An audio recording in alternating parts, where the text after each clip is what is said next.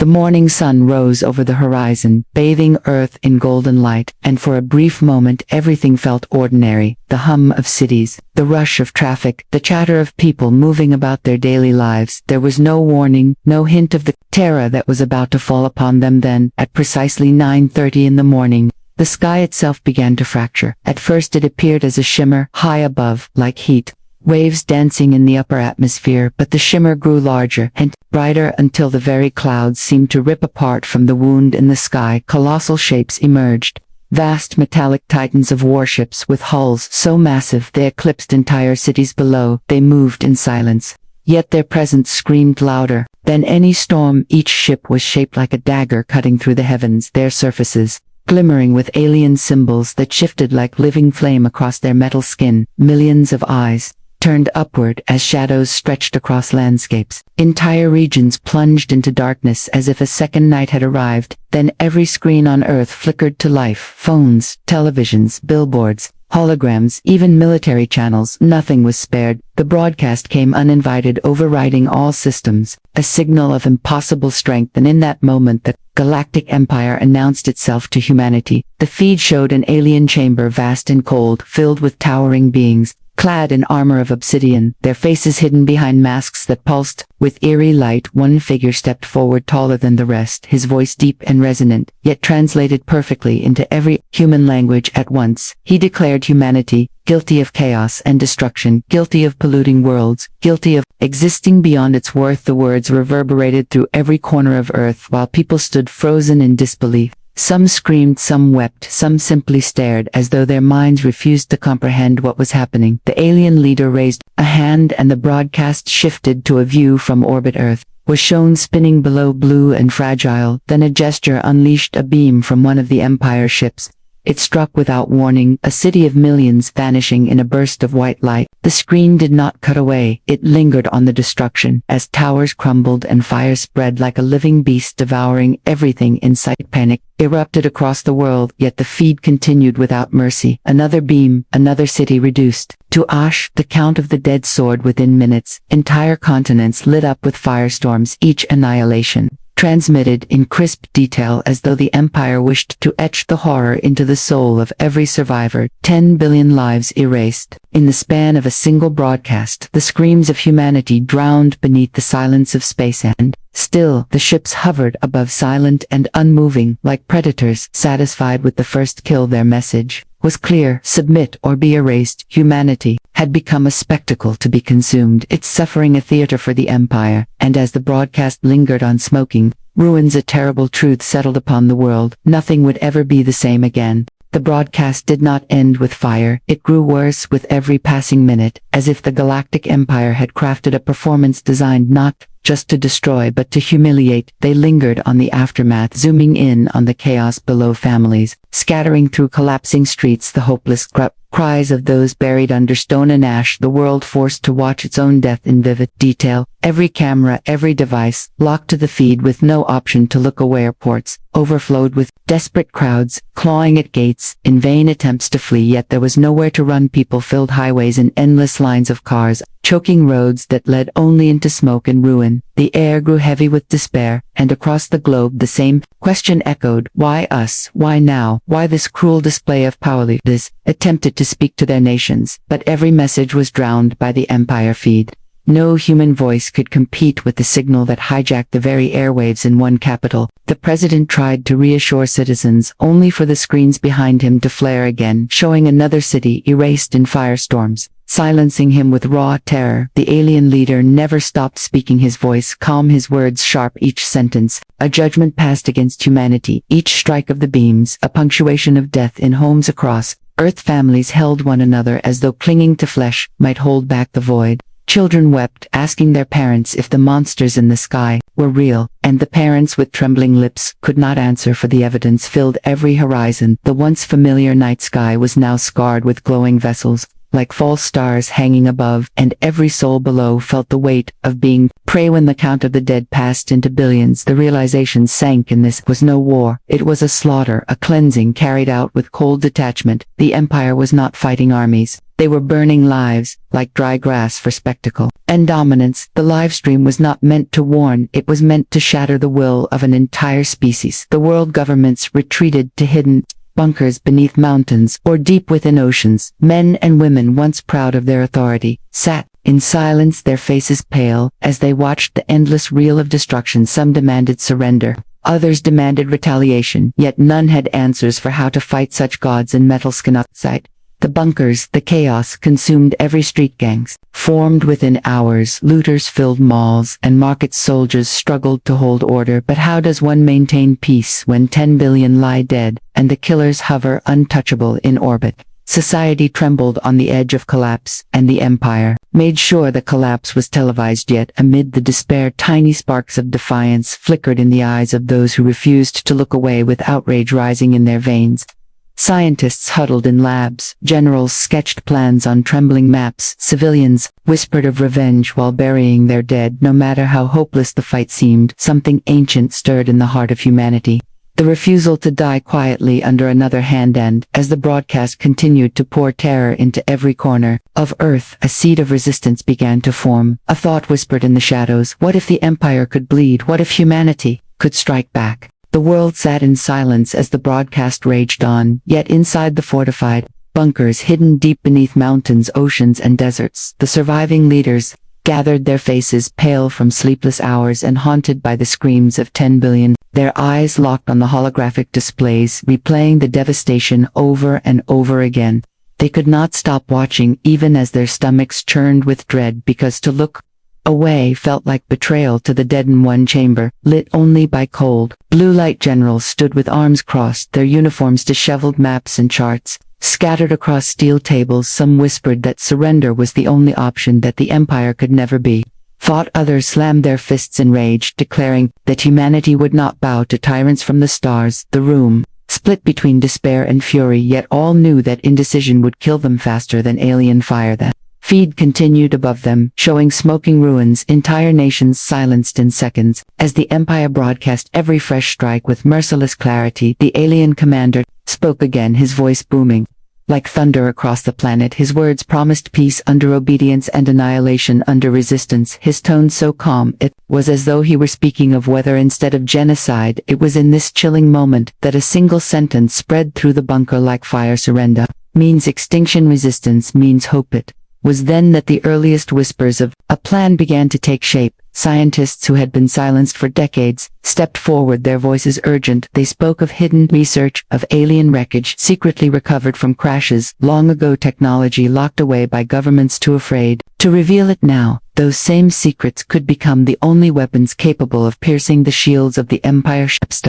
Generals leaned in, eyes narrowing, as the scientists described engines that bent gravity, cannons that could tear through steel, and machines that could rival the walking giants seen on alien broadcasts. At first it sounded like madness, dreams, more than reality, yet the evidence lay waiting in classified vaults and sealed hangars across the world. The leaders hesitated, staring at one another across the dim chamber, as the screams of the dying echoed from the broadcast. Finally, the decision was made, not with cheers but with grim silence. The operation was named in that moment: Operation Alien Extinct. The words spoken with heavy weight, not as boast but as vow. Outside the bunker, the world was still burning, yet a ripple of unseen motion began. Engineers summoned to secret labs, soldiers trained for missions that had never been spoken of, pilots drilled with strange machines that had only been prototypes before. Now, time itself became the enemy, and humanity worked with desperation that only extinction could inspire. Though the Empire believed Earth broken, the truth was different. Beneath the surface, grief had hardened into steel, despair had sharpened into rage. The seed planted in silence began to sprout, and while the broadcast showed humanity on its knees, somewhere deep below the soil of a wounded world, the first sparks of resistance were beginning to glow.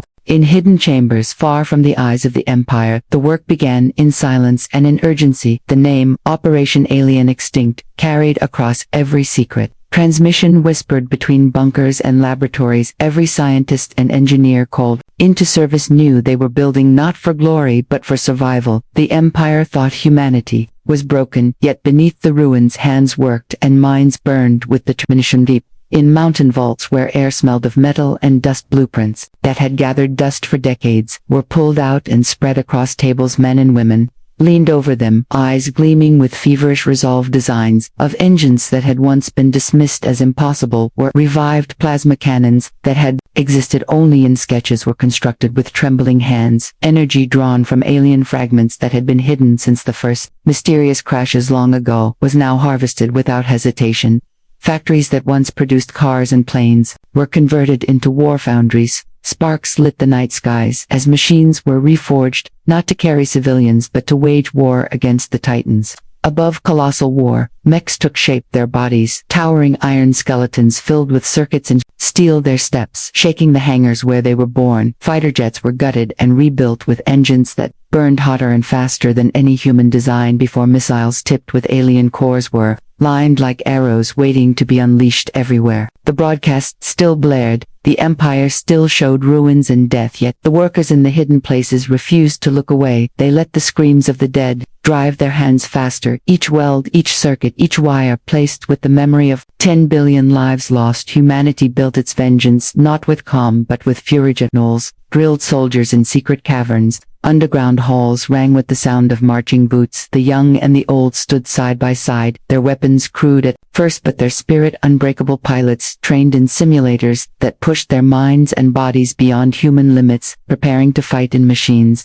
taller than buildings. Desperation made them stronger, faster, sharper than they had ever been. Before the leaders watched as the pieces of the plan began to form, they saw hope born in steel, yet they also knew the cost. Every weapon they built required fuel stolen from burning cities. Every day of delay cost lives, and the Empire showed no sign of stopping still. The broadcast rained fire from the skies, but for the first time, humanity no longer watched in silence. They watched with rage. When the first prototype mech powered on its chest, glowing with alien energy, a roar erupted through the underground base, not of celebration but of grim resolve.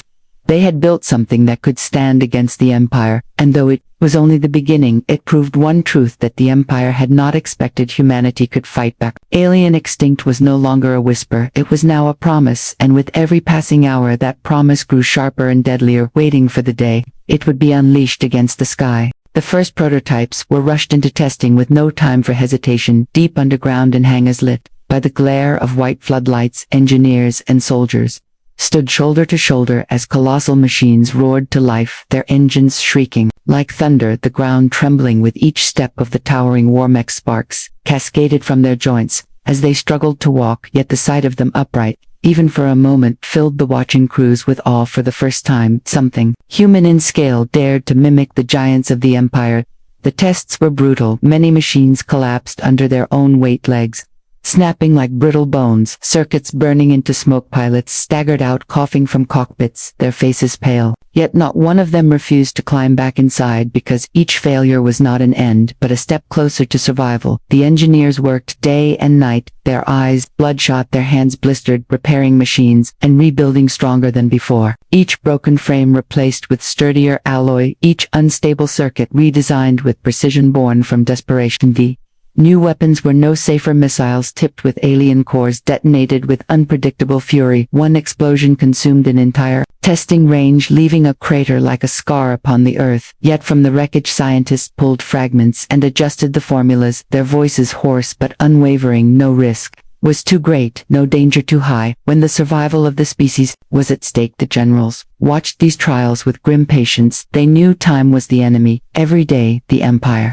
broadcast another slaughter. Every hour the death toll climbed higher. Yet the Empire had not discovered the hidden work, and that secrecy was humanity's only advantage. The leaders argued fiercely. Some demanded the weapons be rushed into battle at once. Others insisted they were not ready. Their debates filled bunkers with echoes of rage, but through it all the name of the operation burned brighter. Operation Alien. Extinct pilots chosen for the program became legends before the war had even begun. Men and women who had once flown fighter jets or driven tanks, now trained to control machines the size of towers, their bodies wired into exosuits that allowed them to feel every movement of the metal giants. Some fainted from the strain, others vomited blood from the pressure, yet those who endured rose stronger, faster, more determined than any soldier before them. They became symbols of defiance, walking proof that humanity could rise to meet the Empire. Every failure, every scar, every near-death became fuel for the fire.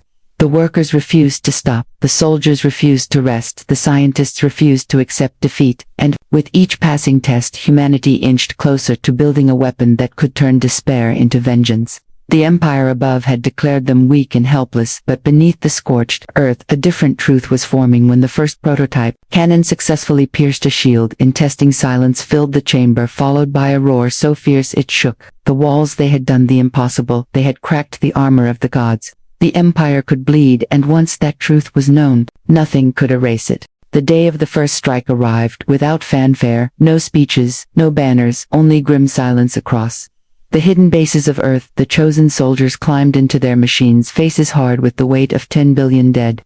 The sky above still burned, with the glow of Empire warships hovering like vultures over a wounded world. The broadcast continued as always, showing destruction and despair, yet on that day the feed would show something the Empire had not expected: resistance. The plan was simple and desperate: a small squadron of newly built fighters equipped with alien-enhanced engines, and a pair of prototype war mechs, would launch from a hidden desert, base their mission to ambush a single Empire cruiser orbiting low enough to target cities. The generals knew the chances of survival were slim, but the need for victory was greater than the need for safety. Humanity needed proof that the Empire could be wounded. Engines ignited, and the desert cracked beneath the roar as the machines lifted into the night sky, fire trailing behind them, hearts pounding inside cockpits. Pilots whispered the names of loved ones lost, the memory of burning cities fueling their hands as they gripped the controls above the horizon. The Empire cruiser hung vast and silent, a floating fortress wrapped in shimmering shields, its cannons glowing with cold light, preparing to strike another city below. The human squadron broke through the clouds, their weapons locked and ready, missiles streaked upward like spears of light. The first volley slammed into the Empire shield, and for a moment nothing happened. The pilots cursed, their breath heavy with dread. Then the prototype cannon fired a beam of energy so bright it split the night sky. The shield cracked like glass, a ripple of force shaking the heavens. The cruiser shuddered, its engines, flaring alarms, echoed across the alien ship as the humans pressed the attack. Missiles tore through the breach, explosions rippled across its surface, fire spilling into space. The broadcast captured every moment the Empire had meant to show another slaughter. Instead, the galaxy witnessed a Titan wounded for the first time in centuries. Humanity roared in unity across the planet. Survivors in ruins cheered, their voices rising above the smoke. Children pointed at the sky with wide eyes, shouting that the gods could bleed. The Empire attempted to silence the feed, but their own network betrayed them, broadcasting their humiliation across every screen, every device, every corner of Earth. The battle raged, the mechs moved like giants of steel, slashing with plasma blades, dodging beams that scorched the atmosphere. One was struck, torn apart in a storm of fire, the pilot gone in a flash, yet the second pressed on, its cannon blazing, until the cruiser split in half, its core exploding in brilliant light. The shockwave rattled clouds and shook oceans. The Empire cruiser fell burning into the night. For the first time the broadcast ended, not with despair, but with hope. Though the price was heavy, though pilots had perished, humanity had struck a blow against the impossible. Operation Alien Extinct was no longer theory, it was reality. The Empire was not untouchable, and Earth would rise again and again, until the stars themselves burned with vengeance. The destruction of the first cruiser spread across Earth like wildfire. Though the Empire tried to regain control of the broadcast, their victory had already been stolen.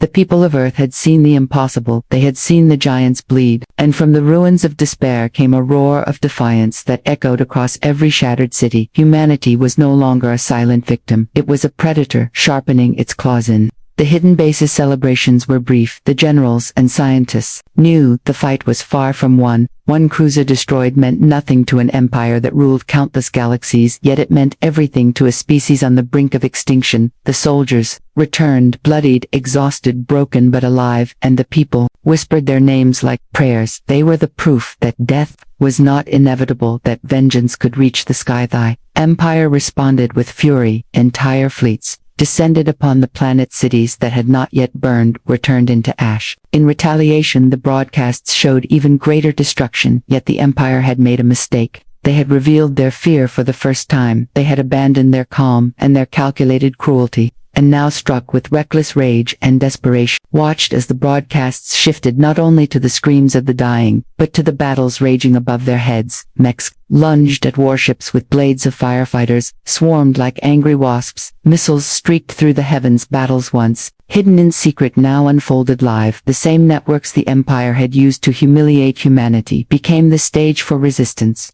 Every clash, every explosion, every sacrifice burned itself into the hearts of the survivors. The Empire still destroyed, but now Earth destroyed in return. Sometimes it was a fleet lost, sometimes only a single ship, but each victory tasted like justice. Each death of an alien commander felt like a stone lifted from the chest of the grieving billions. The Empire that had once mocked humanity with a theater of genocide now found itself unwillingly starring in a new play, a play of defiance broadcast across the world. Yet victory was never free. Pilots fell with every mission, their mechs consumed in fire, their screams cutting short in the static of broken transmissions. Families cheered for heroes even as they wept for their loss. Soldiers carried on knowing that their survival was measured not in days but in hours. Still they fought because each moment they delayed the Empire meant one more child might live, one more city might stand. The leaders of Earth hardened their resolve. Operation Alien Extinct was no longer only about vengeance, it became about survival, about proving that humanity would not vanish like dust in the wind. As the campaign grew larger, fleets were ambushed in orbit, supply lines shattered, and for the first time in centuries, the Galactic Empire felt something they had long forgotten, fear. And across Earth, the survivors whispered the same words like a sacred oath: if the Empire wants extinction, then extinction they shall have. Operation Alien Extinct no longer belonged to generals and leaders. It belonged to the people. Every factory, every laboratory, every hangar across the fractured planet was turned into a forge of war. Children carried supplies through tunnels, mothers and fathers welded steel by the glow of fire. Scientists who once dreamed of peace now built weapons meant to tear gods from the sky. The Empire had thought Earth weak and divided, but in their cruelty they had done the opposite. They had united a species under one burning purpose: survival through vengeance. The battles multiplied each week. More fighters launched, more mechs rose from their cradles of steel, more cannons fired into the night sky. At first each mission was a gamble, sometimes a victory, sometimes a massacre. Yet with each clash humanity learned, with each loss they adapted, with each death they grew stronger until patterns began to form, weaknesses began to show, and the Empire ships once untouchable began to fall faster. In the skies above oceans, a fleet of human fighters swarmed an Empire destroyer like hornets, tearing into its engines with plasma fire until the giant fell flaming into the sea, sending waves that swallowed entire coasts. But for the survivors who watched the fall, it was not a disaster. It was a message, proof that even the oceans could claim the blood of their enemies. In deserts, mechs fought against groundwalkers of the Empire Titans, clashing in storms of dust and fire, their blades carving through armor, their cannons lighting the sand with explosions. The Empire retaliated with unmatched fury, their fleets blotting out the stars, their cannons scorching forests and mountains, their cruelty unending. Yet the broadcasts they once controlled betrayed them again. The people of Earth no longer saw only destruction, they saw defiance. They saw alien vessels exploding in brilliant light. They saw soldiers standing unbroken amid smoking craters. The narrative of terror was shattered, replaced by a story of resistance broadcast through the same lenses that had once been used to enslave. Everywhere, hope began to spread. Survivors in ruins lifted makeshift banners painted with the emblem of extinction, a symbol of humanity's vow. Children carved it into walls, soldiers painted it onto armor, pilots etched it onto cockpits. It was no longer only a name, it was an oath that followed them into every battle, that no alien empire would ever again feast on humanity without paying the ultimate price. And the Empire began to tremble. Their commanders argued among themselves, their fleets grew hesitant, no longer striking with arrogance, but with caution. Whispers spread among alien ranks that the humans were not prey but predators, that Earth was no longer a dying world but a rising storm. For the first time in countless generations, the Galactic Empire was not feared, they were hunted. Operation Alien Extinct had become more than a campaign, it had become a war of survival that stretched across the skies and into the bones of every living human. And as the fires of battle raged brighter, The Empire realized, too late, that their broadcast had birthed not submission but wrath. The final campaign began, as the Empire amassed its greatest fleets above Earth, their ships blotting out the sun like a second shadow. The air thrummed with the hum of engines that had carried death across countless worlds. The humans stood ready. In every hidden base, every cavern, every reinforced hangar, the weapons they had built in secrecy now gleamed with deadly precision. Their pilots, their soldiers, their scientists, all aware that this battle would decide the fate of the planet, and, perhaps, the galaxy itself for months. The skies burned endlessly. The Empire unleashed its fury, raining destruction upon Earth, yet every strike was met with counterattack. Human fighters darted like lightning, weaving between beams of energy colossal. Mechs slammed into alien warships, their blades tearing hulls asunder. Missiles tipped with alien cores struck deep into engines and command centers, each explosion a testament to survival and defiance. The Empire had underestimated humanity's will to fight, underestimated the rage of those who had lost 10 billion souls. The broadcast carried every strike across the world and into the cosmos. For the first time, billions of survivors watched their vengeance unfold, their fear replaced with fury, their grief transformed into courage. The Empire had tried to kill them with spectacle and terror, yet now the spectacle was their own unraveling. The screens showed titans falling one by one, sparks and fire cascading across the void, and with each fall humanity roared as though every shout could shake the stars themselves. Pilots who had survived the earliest battles led the charge into orbit, striking the Empire command fleet with precision unmatched, their mechs dancing through the chaos like storms incarnate, every maneuver deadly, every strike calculated yet born of desperation and instinct. Engineers monitored weapon systems adjusting on the fly, repairs made in mid-flight as the war machines roared on the edge of destruction yet refused to fail. Their pilots and soldiers were the embodiment of 10 billion voices screaming vengeance. Above the smoking wreckage of the final flagship, the alien commander appeared for the first time in the human feed, a colossal figure standing on the bridge of a ship torn and burning behind him. He realized, too late, that the humans had not merely survived, they had become a force unstoppable. Every attack the Empire had launched had forged them stronger, every loss had honed them sharper. Now the humans surrounded his command fleet, crushing ships one after another, unstoppable, relentless, and in the end, when the final beam of energy struck the flagship, tearing it apart in a brilliance that outshone the sun, the Empire fell silent. The broadcast carried the destruction to every corner of Earth. The people cheered and wept together, survivors standing among ruins, knowing that 10 billion dead had not been forgotten but had fueled this victory. The sky was still scarred, the cities were broken, yet humanity remained unbroken. Operation Alien Extinct had succeeded not just in revenge but in survival, in unity, in defiance. It had proven that even the mightiest empire could be challenged, that even gods of metal could bleed, and in the hearts of the survivors burned a promise stronger than steel, that no alien power would ever again rise above Earth without facing extinction themselves. The scars of the past remained, but the future belonged to humanity, and the memory of the broadcast that had begun with death ended with the roar of a world reborn.